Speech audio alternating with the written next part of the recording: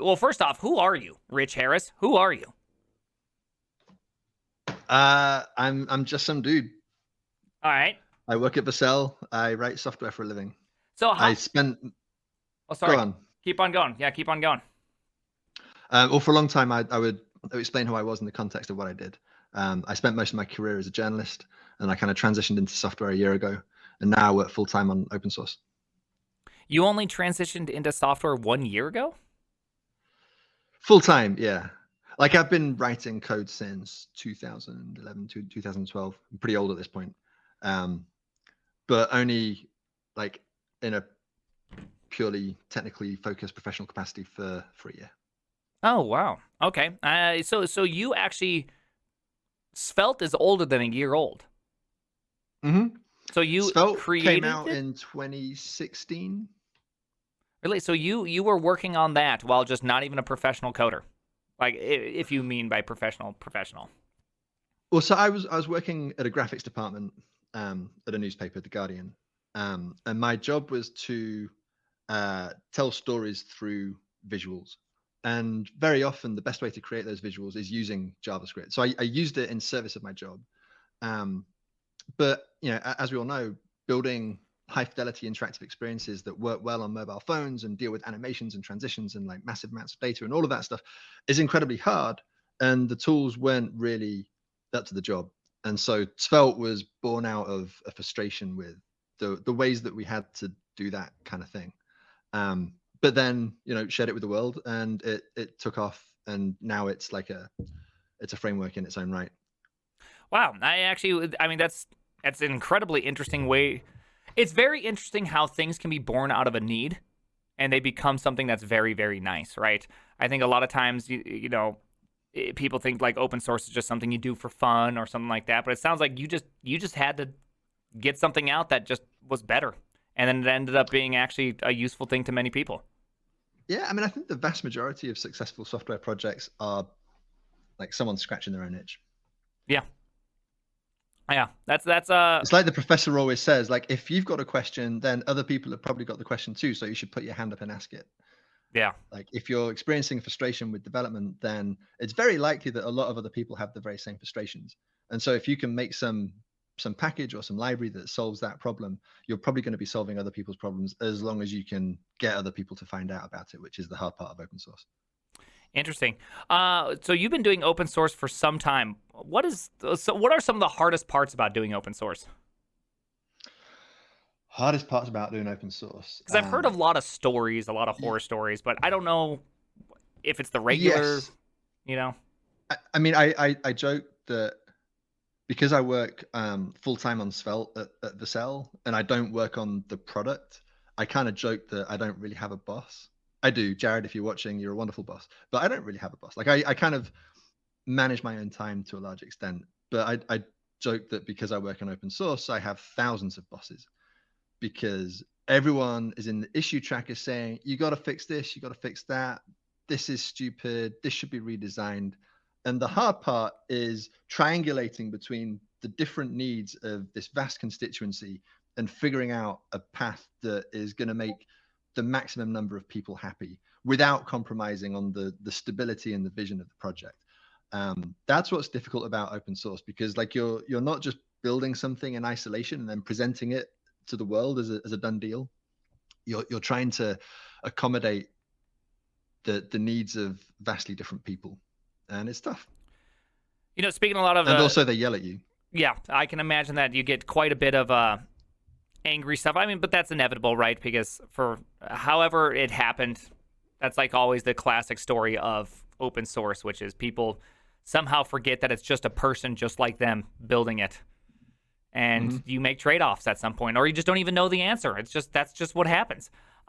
So quick, Yep. kind of following up on this whole notion with open source and doing it. I think a lot of people look at that as like the dream job, as the thing we all aspire, like, oh, if only I could be doing and building the project I love. Is building something full time, now that you're only about a year into it, or a little more than a year, does it really live up to that expectation? Do you kind of miss working on a product directly? Is the grass always greener? I mean, I think the grass is always greener. I think that's true in every aspect of life. For me, it is a dream job. It hasn't worn off yet, the novelty of being able to do this. I count myself extremely lucky. Um, I was worried moving into this line of work that I would miss being able to work on quick turnaround projects, which is all you do. If you're on a graphics team at a newspaper, then you're just constantly working on new stuff. And one of the advantages of that from a software perspective is that like you can just rack up an insane amount of technical debt over the 3 or 4 weeks that you're working on a thing. Yeah. You publish it, and then you can just like walk away like with the explosion behind you, and it's like no one cares anymore. And that's nice. And you're working on different stuff all the time. It's a very fast moving, interesting job where you're working with interesting people. And I was a little worried that I was going to miss that. I was also worried that by working on the framework instead of building things with the framework, I was going to lose touch of, what it needs to do. Like you kind of retreat into an ivory tower and tell people how they should build their apps, even though you don't build apps, you just build a fucking framework. And that, I'm pleased to say, I don't think has happened. I do still get to build apps in what I do, but also because I'm now on GitHub all day, I'm actually more closely connected to the community, and I'm more closely aware of the experiences that people are having, the problems that they're facing, and so I think it's actually helped in that regard. But yeah, grass is always greener. Yeah. All right. Let's see. Hold on. I may have an echo. Hold on. I may not have realized I have an echo. Could you chat one more time? Yeah. Oh, there we go. I There do we go. not hear Fix an the echo. echo. Yeah, my bad. I had an echo. I was just thinking about it right now. Like, man, I probably have an echo. My fault, everybody. My fault, everybody. Can we get Rich to play QWOP? No, Rich is not. Don't play QWOP, Rich. I have no idea what that is. I'm so old. Okay. Well, no, it's for old people. It's it's for me too. For those of us that grew up with an NES, I gauged by what time you said you started coding that you probably are nearest the NES or Super Nintendo days, unless if I'm very bad at gauging how early you were. I actually grew up in a game console free household. That explains it. All right, so actually, I do have another question because this is something that I think is really important. Of the people that use Svelte, 99 out of 100 aren't going to say a single word, right? They're not going to go on GitHub. They're not going to file issues. They're just going to use it. They're going to look through it. They're going to build something with it. You'll never hear a word. How do you know how to kind of navigate the open source world in a way in which all your constituents, all the people that are your boss, the loudest aren't necessarily the correct. So how do you know when to listen to everybody or to push back? Yeah, I mean, the silent majority is a thing that I think about a lot. Like most people, the people like on this stream, both you and me and everyone watching, we are not normal. Yeah. Right? We think about software way more than is healthy. A lot of people just want to build shit. They want to get stuff done and not think about their tools beyond the extent that they have to. And candidly, I don't know. I don't know how to solve that problem. I would love to hear from people who've thought about it more deeply and come up with some way. I mean, I hear people say that you've got to get out to like the big conferences, not the like the front end focused conferences where all of the same JavaScript people turn up and like everyone knows each other, but like the Fluence and the whatever the fuck. Like this is where you will encounter a lot of these people and you can talk to them and explain what you're doing and hear what they're doing and all of that. But I don't know, that isn't a lifestyle that particularly appeals to me. I can give you a real world example of I would love to hear it. Of an episode when we got some very voluminous feedback about a design change that we were going to make. And this was, to be fair, this is people who are already engaged. These are people who are on our GitHub discussions board. And we've announced that we're planning to make some changes and people start responding to those changes. And so we are already talking about that 1%. But within that 1%, there was a vocal minority that was adamantly against these changes. And we were kind of taken aback because we had talked about it amongst the maintainers. And we thought that this was a really good, solid proposal. And we put it out there, and the strength of vitriol from that tiny, small minority of that 1% kind of knocked us sideways. But when we thought about it, and when we talked to more people, and when we reached out to some of the people who had not weighed in on the discussion, it turned out that the vast majority of people loved the changes. And because of that, they didn't feel the need to weigh in. They just put a thumbs up comment on the discussion and moved on with their lives. And so you do have to have a little bit of discretion and judgment when you're making these calls. You cannot let yourself be led by the loudest voices. And, to an extent, you can't even be democratic about this stuff. You can be consensus driven, but if you sort of throw things open to the crowd, then you're essentially ceding your decision-making power to people who don't have quite the same level of context that you do, because they're not in touch with all of the other people who have different use cases and who have different frustrations, and so need a different design approach. And so ultimately it comes down to judgment. When I started out in open source, I didn't have that judgment, and I was very quick to say yes to feature requests. And the outcome of that is you will build something that is completely unwieldy and eventually serves no one. Over the years, I've become a lot more crotchety. I'm very good at just saying, no, we're not going to do that. That's either that doesn't mesh with our vision, or it's a straight up bad idea. And you've kind of got to have the fortitude to say to people, no, this is wrong. We're going to do it this way instead. And ultimately, what I found is that people, if they trust you, if they trust your overall vision for the project, they will come around. Okay. I got one more kind of spicy one along these lines, which is recently we saw an article come out about Rust 2.0, tweets everywhere. Even if you know nothing about Rust, you may have even heard Rust 2.0. The ship's burning, the world's going to end, and everyone hates it. The idea that at some point breaking backwards compatibility is a good thing, as you can obviously remove huge amounts of technical debt, blah, blah, blah, blah, blah, right? Like there's good reasons to break backwards compatibility, but also there's bad reasons. Have you ever had to face this in Svelte? And how do you know when it's a good time to say, hey, everybody, we're breaking it. Everyone that's currently using it, you are left behind if you don't make this upgrade. And the upgrade could potentially be very difficult. Well, we did exactly that in 2019. We had Svelte 2 prior to that. And then in April 2019, we launched Svelte 3. And it was a complete rewrite. Like they're essentially different frameworks. It was kind of an Angular 1, Angular 2 scenario. We had the luxury of doing that because back then our user base was tiny. It was like a very close-knit group of people using this thing. And it was such an obvious improvement that the voices of people saying, this is going to cause me a very painful rewrite, were drowned out by the people saying, oh my God, yes, give it to me. And so that kind of worked out. I don't know if we could do that again. Svelte 4 is on the slate for next year, and it will involve some breakage, but we're going to try and minimize that, and we're going to offer migration scripts and all the rest of it, because we're not in a position now where we can just pull the rug out from everyone. And so we have to be very thoughtful about how we do that. But breaking changes are necessary sometimes. Yeah. Occasionally you need to do a little bit of forest management. You need to burn the undergrowth so that you don't later have a wildfire. And that's, I think, something that needs to be judged on a case-by-case basis. I have no insight into the Rust situation. If this is going to be like a Python 2.3 thing, then I would say maybe just suck it up and don't do the breaking change. But maybe they need to. You would have way more insight into that than I do.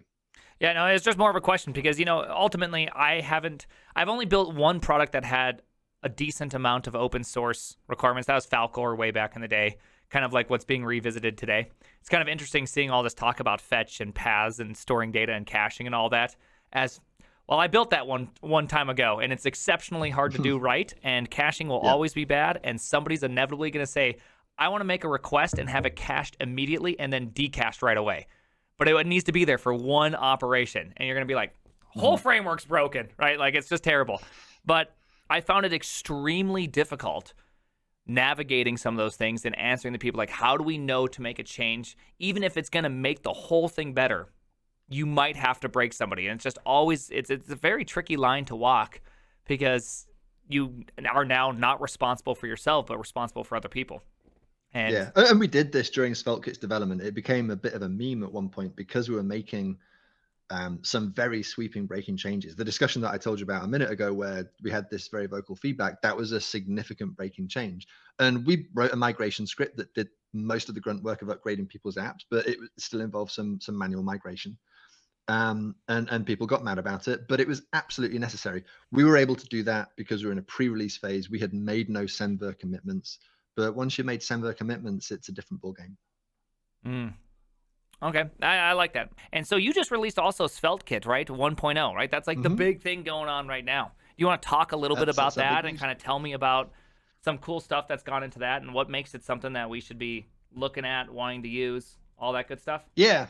I'll make you big again. Put you up here. So every UI framework needs to have an app framework to go with it. For a long time, people were using Svelte and were like, this is great, but like I had to cobble together my own build process and stuff. And you can use it with Vite and whatever. It's fine, like you can do that, but it leaves all of these questions unanswered. Like all of the stuff that I brought up at the beginning of the stream, like, okay, I want to add a router. How do I do that? How do I do code splitting? Like all of this shit that you don't really want to deal with. You just want to build an app. SvelteKit is designed to do that. And it's, I mean, I don't know. I don't want to downplay things here, but it is just a way to build web apps. Same way that Next and Remix and Astro and all these other things are. It's just a web application framework. We're not claiming that we've created something radically new. In fact, the opposite. We kind of want people to find it radically familiar, if that makes sense. But what we are saying is that we think this is the nicest, most enjoyable way to build web apps that exists today. So quick. And sorry, I had a follow up to that. Why not choose, like, because you work at Vercel, so you obviously have the ears of the Next.js team. Why not try to figure out how to integrate, say, with Next.js or something like that, as opposed to building your version of it? This is just a curiosity question. For one thing, I think the answer would be no. Okay. I mean, I don't know. I've never had that conversation, but a project like Next is quite large in scope, and the complexity of supporting multiple frameworks, I think, would break it. And I actually don't think it's a good idea for an application framework to support multiple frameworks.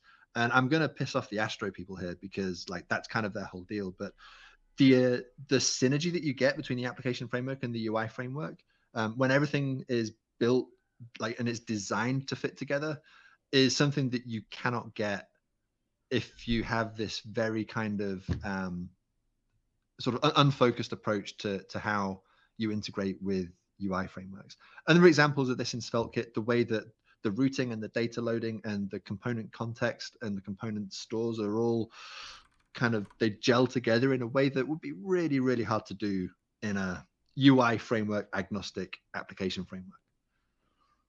So that I think that's why. Yeah, because I would assume that if you have more than one framework, in some sense, you have to go to the lowest common denominator. You can't do something special for each. It'd just be untenable to try to manage all of that. I mean, case in point, look at what Next is doing at the moment with React server components. That requires some deep integration, not just at a technical level, but at a human level. Like Vercel literally hired Sebastian to make this possible. Like, I don't think it would have happened if we didn't have these very close ties between Sebastian and the rest of the React team, because there's this whole vision that goes into making something like that work. And that's not to say that the two things are coupled to each other. They're not at all. But Next is very much benefiting from the fact that there's this close relationship. And I think that is true of any UI app framework pairs. We do have a really compelling statement right now from chat, which is the only thing I don't like about Svelte was that the creator used VS Code to write it. How do you feel about that? Do you have any answers for that? Look, if someone can show me an editor that I can be as productive in as VS Code without me having to learn a bunch of stuff or set up a bunch of stuff, then have at it. But right now I use VS Code, and about 25% of my code is written for me by Copilot. So at the very least, you have to find me a Copilot substitute. What do you mean a Copilot substitute? Can you explain that for a quick second? Because I'm pretty sure that in a hardware project, Copilot would fail. But yeah, I have Copilot running on this thing. Copilot, T. Pope and Nat Friedman worked together and wrote Copilot for NeoVim. All right. Same binary. Good for NeoVim. Yeah. Oh, okay. Look, I've tried Vim. Vim is the thing that when I have to resolve merge conflicts or Git doesn't know what's going on, like I have to go into Vim and I have to remember to do the colon thing and then fart around, and then I have to figure out how to get out of it again. And I use it. It's fine. If I ever need to do something over SSH, then like I can survive in Vim. I do not want that to be my primary editing experience. You're missing out. You're missing out. Once you get past I'm sure I am. I've tried multiple times. I've like in several points in my life, I've been like, okay, I'm going to spend 2 weeks just in Vim. I'm going to learn this shit. Let's go. And I always get like 6 or 7 days in, and I'm like, this is not for me. Yeah. No, I get it. I get it. All right. Well, one of these days we may have to have a comeback where I give you a script, you paste it in, and every file that you go to will have a language server. You can have Copilot. We can have it all. It'll just automatically work for you. And then you can try Vim the Vim way, which does require a waifu in the background. So you have to figure that out. Challenge accepted. Also, Linux socks. I'll buy you thigh-high socks just to make sure that you're nice and comfortable.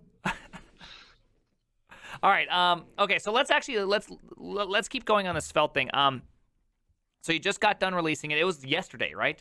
That this all came out. How has the reception been? Have you had? Is it just like on fire right now? Are you doing this interview while panicking currently? You know, it's the smoothest launch that we could possibly have had. I was braced for things to go kind of wrong. We did a lot of work in the days leading up to it. I didn't get a whole lot of sleep, and I just assumed that things were gonna be terrible. And we actually launched it live on a YouTube stream. Oh, nice. So we have this sister organization, Svelte Society. They run events, and like we had a conference in Stockholm in September. They also do the Svelte Radio podcast. And so we had a live episode of the Svelte Radio podcast. Me and Simon, who is on the core team, works with me at Vercel on Svelte. We were on there and we pressed the button live on air to release it. And I assumed it was going to fail because these things always fail. But Dominic, another core team member, had spent several days doing like multiple dry runs and figuring out how to collapse 16,000 lines of change sets into a stable release. And it all went so perfectly. I couldn't believe it. And then we put it on Hacker News, or someone put it on Hacker News. And the reaction was just incredibly positive, to the point that people were messaging me saying, like, you're on Hacker News and people are being nice. What the fuck did you do? That's so the reaction so far has been overwhelmingly positive, which I'm very, very pleased about, because people like get a little bit ornery about new JavaScript framework releases, and so far people seem to really like it. I like that. I think what you could partially obviously speak to is that you built a good product, right? People get to use it. They get up and running. There's no glaring or obvious problems, so people like that. But I think more so, I do think there is a bit of like framework fatigue, in the sense that whenever you have to do something in, say, like React, you do have to find a lot of the ways to do things in React. Whereas here, it does feel like I could just make jQuery happen if I wanted to use jQuery, and it just like would just be jQuery running, right? Like there's not like a lot of stuff that feels very custom. And I do think that just makes, I think that makes everybody breathe a little easier. I think that's why jQuery was so successful as it was. And I do think that just the fact that I can do like this whole like input binding business that we had right here, I just think that that's like a successful thing, because it doesn't require a lot of effort, but at the exact same time, I can bind something out. It feels fantastic. and yay. Yeah, right? we have a lot of stuff built into the framework. A lot of things that you would normally need to install a package for, like motion, element transition, stuff like that. It's all just kind of there. So you never need to, even if you need to consult the documentation, you only ever need to consult our documentation for the most part, which I think makes it easier. And I think in general, like the mistake that a lot of us make in open source tool development is we assume that people are using our thing all the time. And in some cases, that's true. Like some people work in a React code base day in, day out, and that's all they do. But there's a large number of developers who only go into the code occasionally when they need to update something or need to change something. And for those people, if you need to relearn a whole lot of stuff, it's a pain. Yeah. And because the people building all of these things are in it all the time and they're talking to framework enthusiasts, the kind of people who are watching this stream right now, like we forget that this is not how most people interact with software. Yeah. Yeah. I actually feel like I'm more this target market than you realize because I do so little front end that, every time I do it, I have to relearn the universe. And so that can be very painful every single time. That's the thing. And then like you're a stone cold expert. It's not like you're a beginner programmer or Yeah. like we're condescending to you by making things super easy. It's not like Svelte is a framework for idiots. It's a framework for people who don't want to have to give a shit about frameworks. Yes. Yeah. I do feel that because every single time I get started back up, I inevitably run in, like I spent 3 hours on various bugs with React just recently because I'm having to build a front end for something. And I just got so frustrated, hence the reason why I threw it away when just went with Solid. Solid is at least one step a lot easier, right? You kind of have a point of movement, and then it's just pretty much JavaScript with JSX after that. And it's fairly easy. This feels like it's just another step in that direction where it's like, now I'm just not even caring about any of that. I'm just doing HTML, which is like WebMD when I need or WebMD, pretty much WebMD, Mozilla W, whatever it's called. Oh my goodness, MDN, WebMD, yeah. WebMD, man. The moment I get there, it feels great. It's just like it feels like I could learn that very fast. I have to learn a couple things. I probably won't forget bind because that's a fairly easy thing. You're only remembering one thing that you then can use. Okay, this is great. This is fantastic. Yeah, and so SvelteKit is designed to be the app framework version of that. Like you install it and you're off to the races. Interesting. So there's a couple of ways that we could go about this. We have SvelteKit in the tutorial still. So you can actually learn SvelteKit inside the context of this little window pane at the bottom. Can we just get like a hello world? Or we can create a project. Yeah, can I just do a quick little hello world in it? Because I'm actually very curious about it. Yeah, all right, let's get to the command line then. Yeah, I'm already there. Let me make npm, you smaller. Shrink me, baby. I will. Woo! Oh, now I'm too big. Let's see. Take that guy, and we'll make you smaller. There we go. We're both nice and small now. All right, so npm. Great. npm create svelte at just all separate words. Create space svelte at latest, just to make sure that it's not cached or anything. And then you can optionally create a directory. Hit yes. Yes. Okay. I do want to create a directory. Leave blank to use current directory. No. We'll just call this thing Svelte. Svelte. There we go. So I assume I just do SvelteKit demo app, correct? You can do the demo app. You can do the skeleton project, which is the hello world that you wanted. Okay. Yeah. Let's go to skeleton project. Will that have like? No, that's the library skeleton project. You don't want that. Okay. This is for if you're going to make a package for other people to consume. Oh, okay. So this is just. This will have the router effectively all set in place, and I can have an entry point. All right, I would like to use TypeScript. ESLint, I'll use ESLint. I don't like. Well, I mean, I like using Prettier, but I don't like it on. I don't want to use any testing. No testing. We don't need testing. All right, so there we go. So we have everything. CD Svelte. And then we have an let's do we'll do npm I, and then a git init and git add. Ooh, you did a capital A. Git commit Richie Rich. I think I got that all correct first try. You're about to find out. All right, there we go. Let's find out. My typing skills, I may be very fast, but I make mistakes every now and then. All right, there we Holy go. shit, it worked. Look at that. Let's go. That was great. All right, so we have all of this. So this should be running on. Okay, nice address. Thank you for not making it 3,000, as every person in the universe currently makes it. Oh, there you go. Welcome. I love the 1990s spotlight graphics going on here. This is fantastic. Do you know what's happening here? So I had no idea that this was going to happen. This is because I did open. You're right? in. I'm in must dark have mode. Changed some. I had dark readers on. Oh, I see. Yeah, you can't blame dark readers. Dark readers kind of screws up everything. So right, don't blame. I Don't thought blame that was dark something readers. that we needed to fix, but okay. All right, try editing. If we had a dark theme on this, like if we had a preferred color scheme media query, would dark reader not do that? I'm not sure if dark reader does that. I think it still edits stuff. Dark reader always kind of sucks, right? Like dark reader is the thing you use because not every site has dark stuff, right. And so it unfortunately screws. I had to turn it off for quite a few things. There's actually some things that I still can't even use it on at all. I forgot which one it was, but it makes the text and everything all the same color. I want to say it's like Jira or something. I just had a horrible experience at one point. Anyways, okay, so this is fantastic. I know I had to use Jira recently. All right, so we have this thing up and running, which means that I should be. Oh, I put it in position 1. I'm going to screw that up. Let's go to Svelte. Let's vim this up. All right, so what is it? It's app HTML? No. It's going to be no. Sorry, that's your What are these plus signs? Page.svelte is the.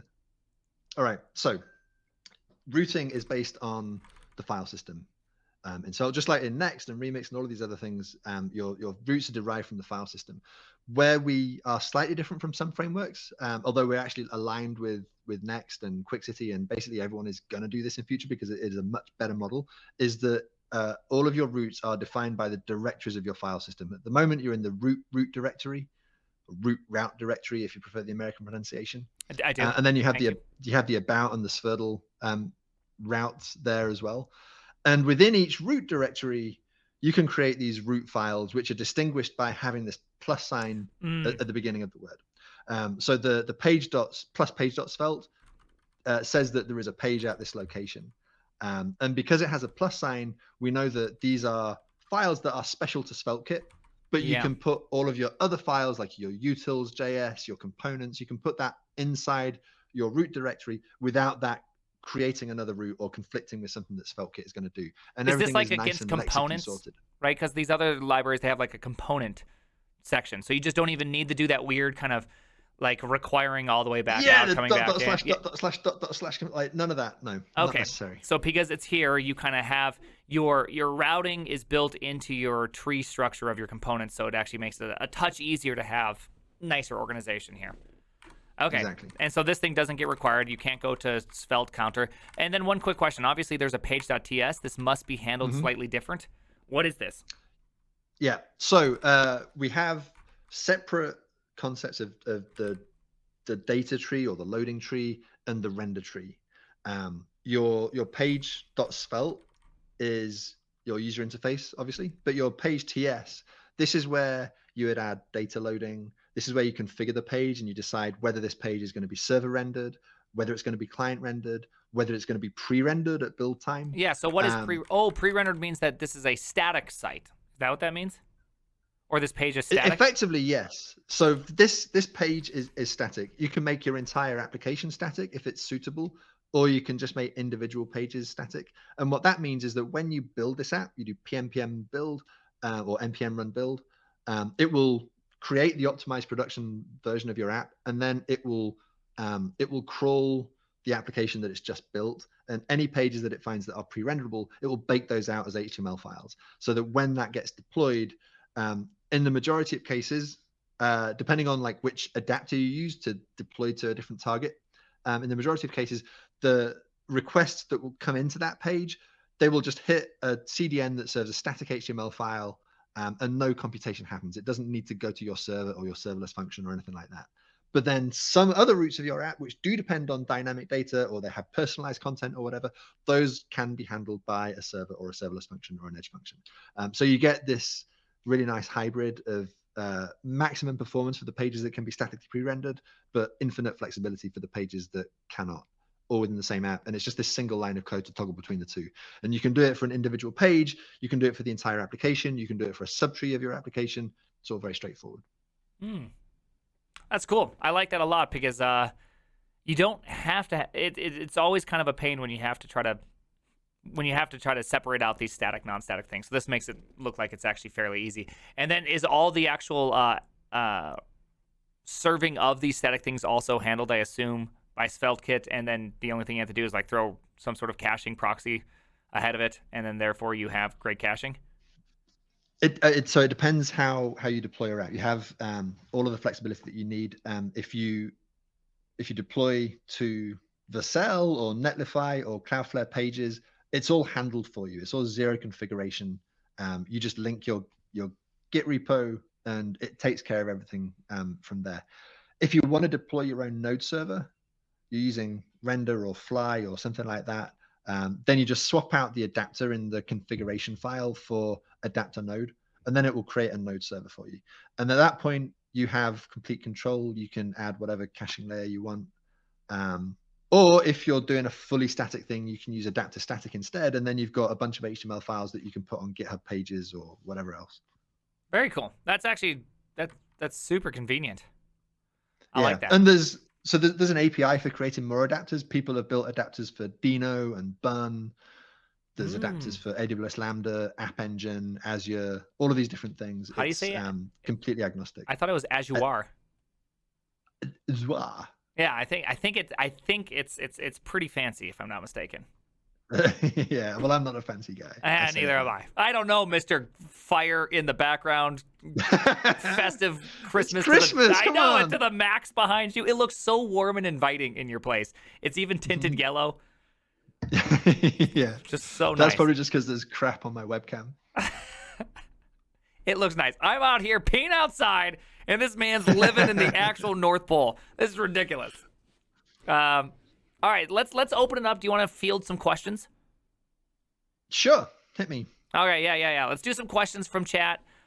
We got some people watching. I don't know where we're at. We're at 1,260 people in Twitch. Whew. Yeah, so don't say anything stupid. Crazy. I know, it is kind of crazy. Can you believe this many people watch tech streams these days? Like, when I started streaming, it was 30 people. Like, that was like a big stream. 50 was Lana Lux. She was the luxury of all of us, right? Like, and that was pinnacle. It was like 50 people. Now the world is just so much different. It's crazy. Yeah, I've got to be honest. This whole thing kind of passed me by. The world of streaming just passed me by. I still get my news from the JavaScript weekly email newsletter. It's how I stay in touch with things. And I follow people on Twitter. I like it. I follow people too on Twitter, but it's mostly for me to just shit post. I say the stupidest things. All right, okay, here we go. So I'm not going to pre-read these questions, so if they come out stupid or they say something inappropriate, I'm sorry. Can we get a first-class SvelteKit adapter for Vercel's package tool or something like that for devs like me who need to deploy a customer servers or it must be custom servers, and Docker is not an option. Don't ask why. I mean, you could definitely write one if I've understood what the package tool does correctly. I think this is a thing where if you have a Node app, then you can bundle Node and your code into a single executable that then just runs somewhere. You could probably just use Vercel's package tool, build a Node server, run that tool on it, and boom, you've got your portable executable. But I don't know. I've never used it. I would imagine that it's pretty straightforward, but please don't quote me on that. Yeah. All right, hold on. Let's see. Hold on. Let's see if we got. I know we got some questions over here in Twitch too. All right, here's another one. Is there a plan for the future to have a way to not have to type lang equals TS into your script tag and just auto opt into TS? I mean, you could probably do that today just with a preprocessor. I don't personally love that. The lang equals TS is for your benefit as much as ours. It makes it clear what you're dealing with. But I don't know, maybe, I don't know. I never thought about that. I can see how it would be preferable if TypeScript is the default. Yeah, that's a good question. Why, The, because I know a lot of, T3 stack or whatever, you're not even allowed to select JavaScript. So why even support JavaScript at this point? Just a real question. because JavaScript is the language that runs on the web, and there's a lot of people who don't know TypeScript, don't want to know TypeScript, and I don't want to abandon those people. My personal preference is to write JavaScript, but with type checking provided by JS.comments. That way, I get full type safety, but I can run my code in Node without any intermediate step. I don't need to install TS Node and fart around with that. Everything just works. There's no moving parts. It's kind of beautiful. I'm actually on your team with that one. I do love that. I would prefer if I never have to keep setting up these insane build systems, but instead it just runs because we're already. There is something painful about writing a code that doesn't even execute on its own. That we now have to build code from code that has to be rebuilt again just to be ran. Right? There is just something kind of painful emotionally about that. I think we lose sight of just how much overhead we add with all of this complexity. In the name of convenience, we make things incredibly inconvenient. And once I realized that you can get type safety in JavaScript that runs natively just by adding these JS.comments, it's a little bit more verbose than using inline TypeScript, but it's a game changer. It's a breath of fresh air to not have any tooling involved in running type safe code. I'm really hopeful that the TypeScript team is going to get this proposal through TC39 that is going to allow TypeScript comments in JavaScript, or at least TypeScript-ish comments in JavaScript. Do you know about this? No, I don't honestly keep up that much with All right, so modern this is great. JavaScript. So in the same way that you can express types through JS.doc comments, there's a proposal to make TypeScript annotations appear as comments to the JavaScript parser. So if you've got, const foo : capital foo. Oh, I love that. Equals whatever, the JavaScript parser just doesn't even see the : foo. It thinks that's a comment. Same as if you had double slash and then it ignores everything after that. It will ignore everything from the colon to the end of the identifier. And so that way you could have your nice concise TypeScript syntax, and TypeScript would still be able to type check it, but you would be able to run it in Node or in the browsers or wherever else JavaScript runs without any need to compile it beforehand. It's the way of the future. I like that. I think that's probably the best way I've heard it yet proposed, because I'm not gonna lie to you, I was pretty sad when I saw some of the early prototypes of like JS types that was being thrown out there, and the fact that it wasn't just like in make TypeScript a thing. It's just like the world does not need more fracturing. Like, can we just not do that? And so this would feel great. All right, we got another one. Yeah. In terms of breaking changes mentioned for Svelte 4 next year, is there anything you want to flag or give us a heads up about, like Next does with RFCs?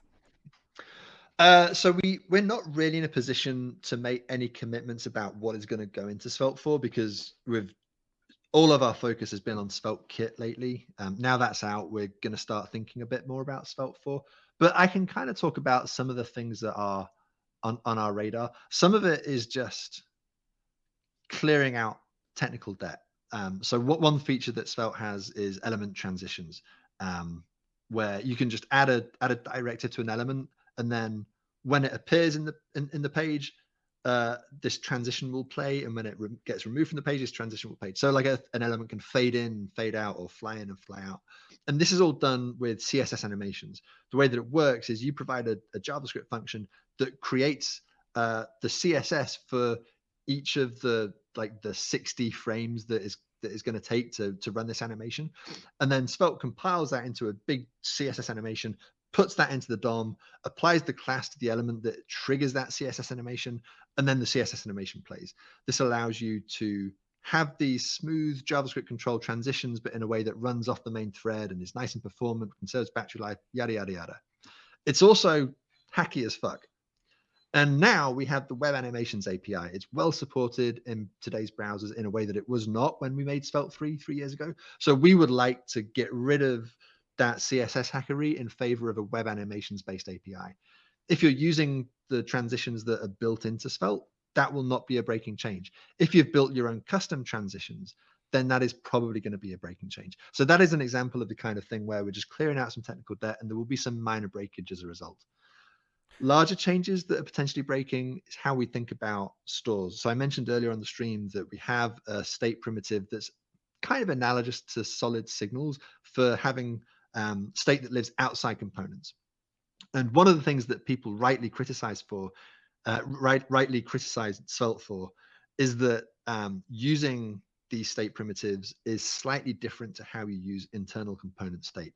What I mean by that is that when you have a variable like count equals 0, and then you do count plus equals 1, you're just referring to that variable by its own name. If you were to turn that into a store, you would do const count equals writable 0, and then you would update it by doing something like count.set1 or count.update, and then you would pass the value like a function, like a reducer, to update that. And that's all fine, but then in order to reference that value inside your component, you can no longer just use the word count, because that is the name of the store, and what you want is the value of the store. And so we have some syntax sugar. You reference it by putting a $sign in front of the count. So you have to change your curly brace count into curly brace $count. And anytime you refactor some internal component state into a store so that you can share it with other components that are in a different subtree or whatever it is, you need to make that switch. And it's annoying. Yeah. And someone pointed out a while back, what if instead of having the name of the store be the variable and then you have to prefix it, what if stores are identified by having a $, suffix instead of the value having a $, prefix? And this, as it turns out, is exactly what people in the RxJS world do. Yep. Anytime you have an RxJS observable, you have a $, suffix. And so one thing that I would love to get into Svelte for is a convention whereby stores are identified by the $, suffix, and you reference them by just removing that suffix. And that way you can refactor between component internal state and the store primitive very easily. And so that is the kind of thing that is going to be, I think, probably a quite substantial quality of life improvement, but it is going to be a breaking change. We will try and make that migration as seamless as possible. We might even have a compatibility mode, but stuff like that is that's like the size of breakage that we're talking about. Like, we're not probably going to introduce some wacky new syntax or anything like that. I would imagine that the experience of writing Svelte 4 components is going to be very similar to the experience of writing Svelte 3 components. Internally, everything will be different. We're going to rewrite the compiler and modernize it. But the breakage, I think, is going to be minimal and is not something that should dissuade people from learning Svelte 3 today. Nice. Are you going to release some sort of a linter type, some sort of ESLint plugin that you could start giving people warnings early on, right? Like, so if they're using these stores, can you start warning them like, hey, Svelte 4 is coming, throw a $sign at the end of this. It will make it easier eventually. We might well do that. There is an ESLint plugin. In fact, there's 2 ESLint plugins. We need to consolidate them. Nice. More is better. That is something that we very well might do. In the past, we've done this thing where you can opt into the forthcoming default behavior through a compiler flag, and that eased people's migrations from Svelte 1 to Svelte 2, and then from Svelte 2 to Svelte 3. We could very well do something like that as well. Interesting. Okay. I had two kind of declarations of love.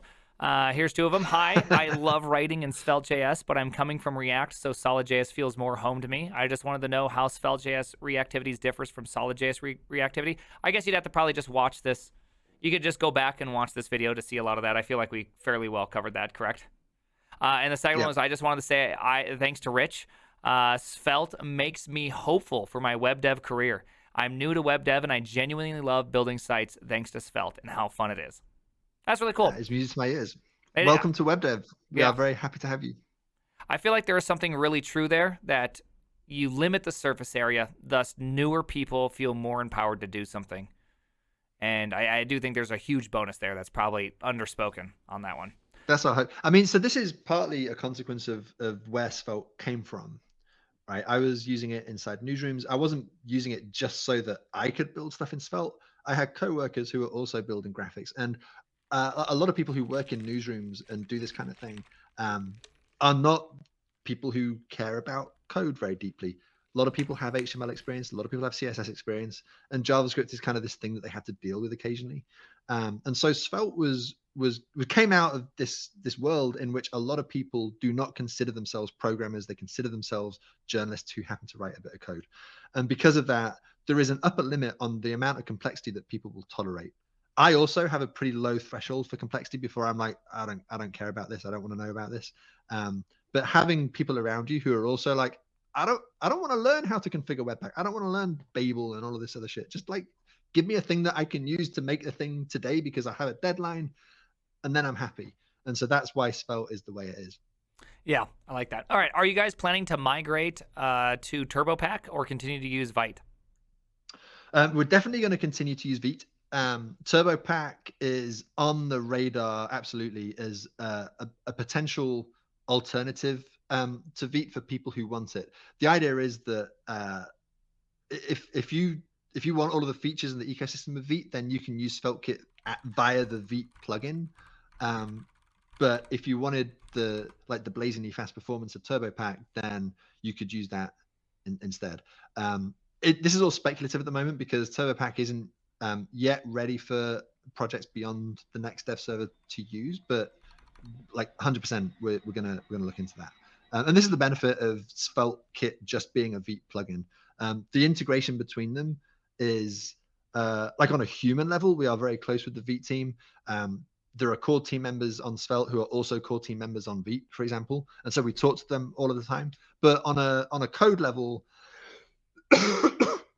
we're fairly cleanly abstracted, such that we could, in theory, use alternative build tools like TurboPack. But we're going to continue supporting Vite. We love Vite. Everyone loves Vite. Vite is not going anywhere. Quick question. This is actually, I'm skipping some questions. Fireship mentioned a plus loading Svelte in his SvelteKit video, but that's not currently a thing. Was this a mistake on his part, or is that an upcoming feature? So I haven't seen the video, so I don't know what he said about it. But you saw those root files before, the plus page.svelte, plus layout.svelte, all of that stuff. Should we do a live React? Sure. Just a straight up live React. Rich Harris watching a SvelteKit video by Fireship. Because then you can see what he said. I like Fireship, by the way. Fireship's great. I love Fireship. Yeah. He is a person that every now and then I talk to, and I'm just like, yo, dog, I need help. All right, this is 2 hours ago. All right, hold on. I got to make... So here's the problem is I'm going to now give you my broadcast stream. So it's going to be a little bit... Or actually, let's see. Let's see if I can... I might just be able to give you system, which means you won't be able to hear me, and I'll have to kind of toggle back and forth because I don't have a way to like combine two audios. Well, I do, but then I'd get your audio back to you, and that's super hard to talk whenever you hear yourself. Okay. You know what I mean? Let's see if I can get this really quickly. Hold on. All right. Let's see.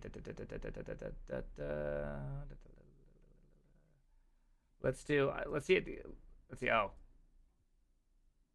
Oh no, changing your output device requires a refresh. Okay, hold on. I'll be right back. Hey there. All right. Can you hear me? Okay, perfect. Let's see. Can you hear this? Oh, wait. You're not. Hold on. No, I did that totally wrong. Oh, my goodness. We did this totally wrong. Help. Help. Let's go back to... Oh, man. Yes. Oh, I'll be right back. All right, there we go. All right, so I'm just going to give you my broadcast mix, so I'll turn it off every time I can, okay? All right. It is December 15th. Oh, and then my audio screwed up. Of course my audio screwed up.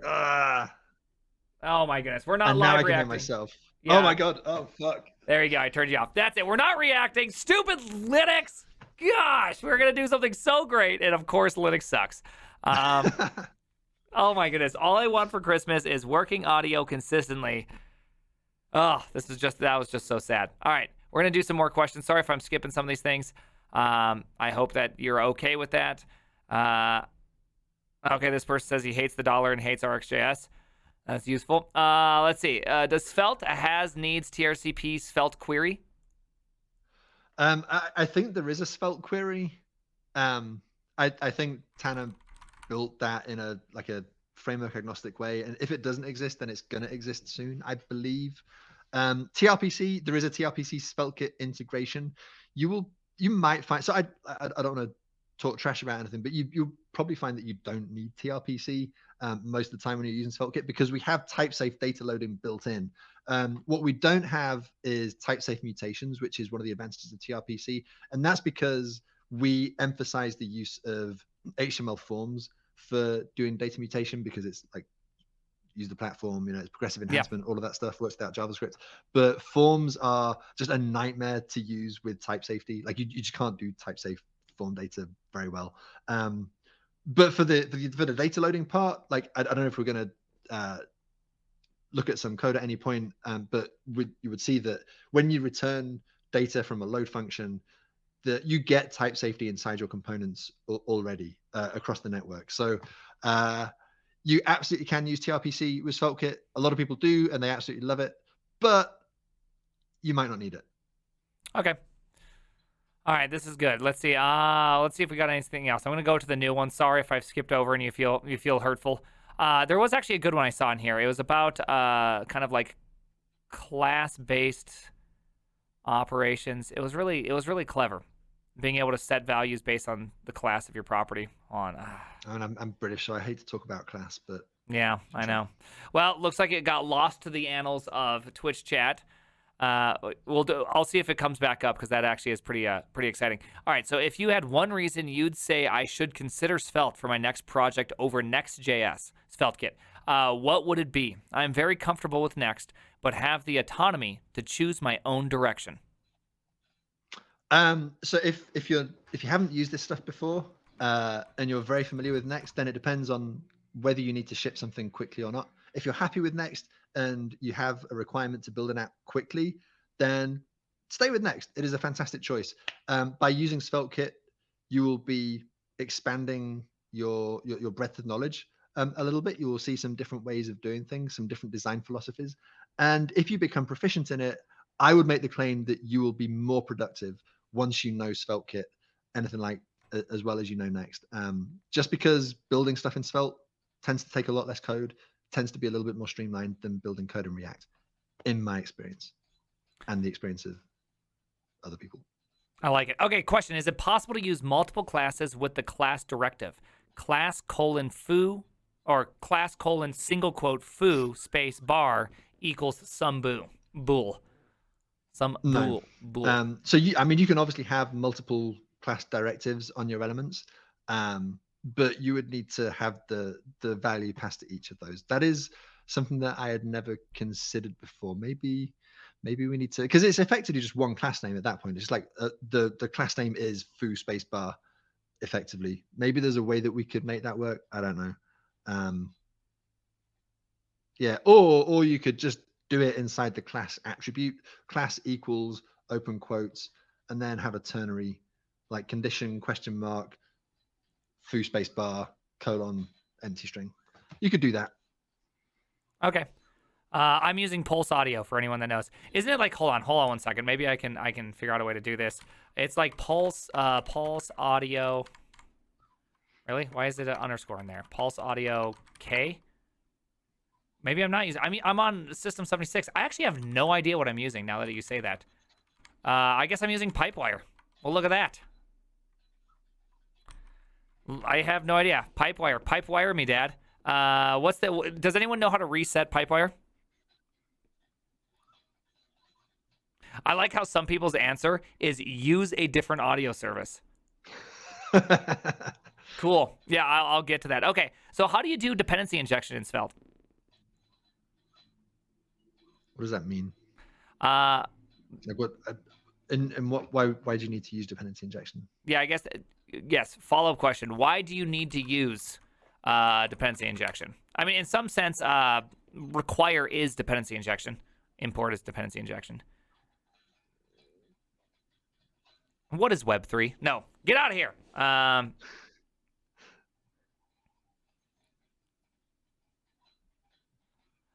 You might not get the oh really? If you just delete the home directory, it helps. Okay, I'll try that out. Best day of my life. All right, let's see. Let's see. Will there ever be a switch block? Maybe Because I do we've like that talked about in it. Solid. Solid's really nice to have a switch block. But I mean, do you have if else conditions in your if Yeah, blocks? So I mean, we do. It nets out to like the same amount of code. yeah. Like it's interesting. We prototyped it a little bit, and I think you can do it. There's like a preprocessor that will turn. You can write switch, and it will turn it into the equivalent if else. But it's kind of funky because in a declarative template, you're not running code from top to bottom in the way that you are with JavaScript. And this is one of the reasons that JavaScript by itself is a bad choice for UI languages, which is why DSLs like Svelte exist. You're not rerunning code from top to bottom. You're changing the bits of the template that have changed. And in the case of a switch block, that gets a little bit hairy because you need to think about break and all of these other things, and like where do you express the default. With if and else, that control flow is very straightforward, but with switch, the semantics just get super hard to reason about as soon as you express that in a declarative way. So I don't know. I'm not going to rule it out, but I'm not going to rule it in either.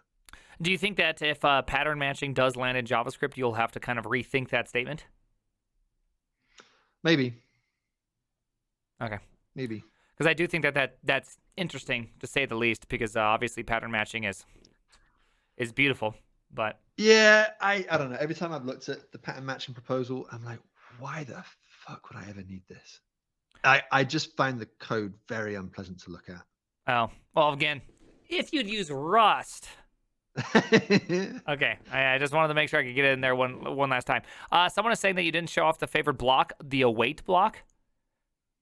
Yeah, so we have an await block, which is a way of dealing with asynchronous values in Svelte. All right, here, let me just, since I'm already here, I should be able just to jump over to page.svelte, and let's go like this. So I should be able to do something like await, yeah, and I could say foo, right, and then go const foo equals new promise, res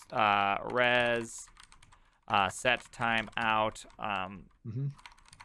let's see, res hello world, 2 seconds, right? Is that asynchronous enough? Yep. Oh, actually, I think I have to go like this. Hold on, I'm gonna have to make it a concern. I always forget these things are, they're hot. There we go. So can I do that? Yeah. And then how would I use this? Like, how do I get that value of foo out?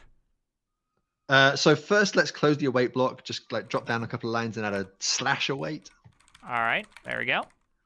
And then inside that block, the content that you write will be present while the promise is still resolving. All right, let's see, awaiting. Yeah.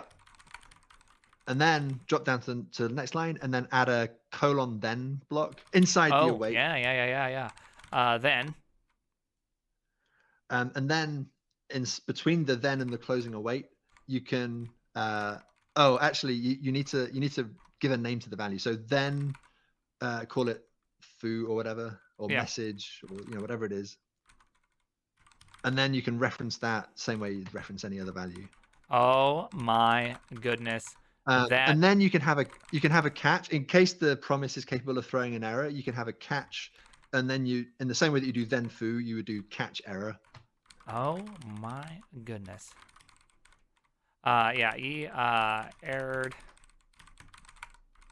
All right, well, I want to see this. So I believe, if I'm not mistaken, I actually still have this thing running in my personal directory. Fantastic. Go back over here. Where are you? Awaiting. Hello. Oh my goodness. That was actually very fantastic. Let's go reg. Reg. There we go. Same thing. I mean, it should be an error, but whatever. Let's go back here. Awaiting. Error. Hello world. That was a chef's kiss that just happened right there. I would just like to say that was a full-on chef's kiss. That was beautiful. So yeah, you can use a weight for that sort of thing. It's not quite as elegant as suspense mechanisms because there's no coordination between components. And I find myself not using a weight a lot because I want to do all of the asynchronous stuff in my loading function typically. Like I don't want to have a lot of asynchronous stuff going on in the component itself. But it's there, and it's like it's super handy when you have those needs. Okay. Okay. Let's see. Question. So there's Svelte Cubed, Svelte 3, and now Svelte. Why are there so many different wrappers around? And why do you recommend Svelte? Svelte. Yeah, Svelte. If you say it with an Irish accent, it's such Svelte. a wonderful project. Yeah. So a little over a year ago.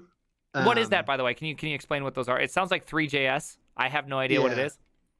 So if you use React 3 Fiber, it's the same thing. It's just like a binding between Svelte and 3, which allows you to express your 3JS scenes using components, which if you've ever used 3JS, it's kind of like using the DOM in a way. Everything is super imperative. And what React 3 Fiber and what all of these things do is they give you a declarative interface to use 3JS, which is super nice. And a little over a year ago, when I was working at the New York Times still, we were covering the Olympics. And we decided that we wanted to have these little 3D animations of swimmers. We would get the data from the Olympic people. They would get this giant JSON feed of all of the lap times of all of the different swimmers. And what we would do is we would turn that into a little animation. In fact, I kind of want to see if I can find this now. Swimming results graphics.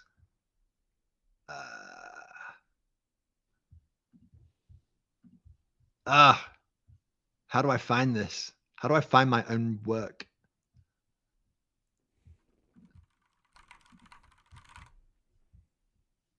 Yeah, here we go. Okay, how can I send you a link? Well, there is chat here, but that's terrible. Can you go on Twitch?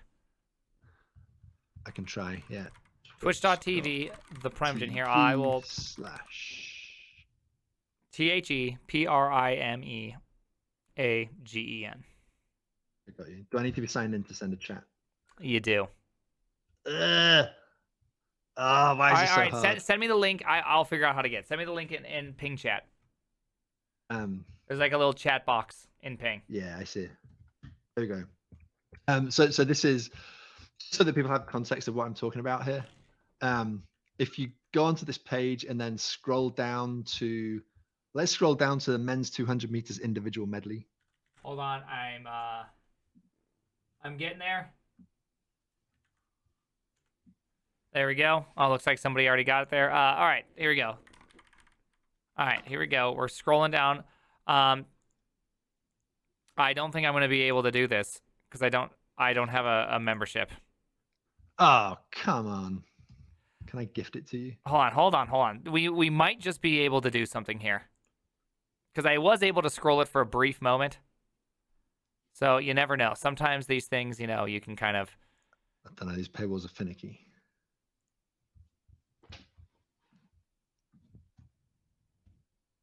What is this thing? There's definitely a content here. Okay, I hacked the website. All right, so here we go. All right. You know, all I did was move the main element out of behind the paywall. No, we defeated the paywall. I just did live out here. Don't do that, people. Don't steal news. Don't. Journalists need to be paid. Steal news. But if anyone wants to clip that, we will tag the New York Times and laugh at them. All right. All right. So what do I do here? So just like hit play on one of these. There's one down there, which is the individual medley, which like they have all of the different strokes. So what you're looking at here, this is a Svelte component that uses a wrapper called SvelteKit to render these little swimmers. And this is using data that was coming directly from the Olympic data feed. And what we did was, so we had a little SvelteKit app that ingested this data, rendered this stuff using a WASM build of FFmpeg, it would turn it into a video that would then get sent to our social media team over Slack, and they would then tweet it out. Wow. And then we would take the same thing, and then we would embed it in the live blog and on these articles here. And like all of this, you can imagine the amount of coordination that is involved between all of the different moving parts here. Yeah. If we had to do this in Three.js directly, it would have been an absolute clusterfuck. I just don't think we would have been able to build it. But because we were using a component wrapper, this was something that our team could actually work on. And like we built a little animation studio to develop the swimming strokes and everything. And we did the same thing for runners. There's like a little track that the people are running around, and all of this stuff is done using SvelteKit, which is a Three.js wrapper that I wrote last year. I wrote it and then I didn't finish it because that's what happens. Yep. And so another team came along and said, we like the idea of this, but we want to be able to integrate physics and pre-process, like post-processing to do bloom filters and like whatever the fuck else you can do with Three.js.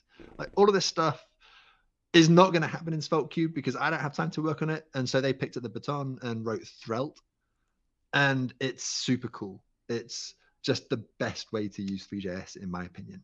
Okay. And it's in a rapid development, and it's got so many more features than my little thing has. And it's what I would recommend people who want to use Three.js inside a Svelte component should use. Okay, that was excellent. I like that. Very cool. All right, so I'm gonna probably, there's plenty of questions left, but I think we're just gonna probably have to call it here. We've been on for a while, and I'm sure you got things to do at this point. Thanks for being around. That was awesome. That was a great time. Yeah, thanks for having me. Yeah, it was a lot of fun. I do hope we can grab another dinner. It was unfortunate that you were just far enough away during dinner that we didn't get to hang out nearly as much, but it was still fun. Yeah, it was great. We'll see how it, we'll see. I don't know if we'll run into each other again, when we will, because remember, I live out in the Pioneer days, so I do have to time travel just to get to a place where there's humans. Anytime I'm in a part of the world where I need to pee outside, I'll give you a bell. Yeah, or at least think of me while you pee outside.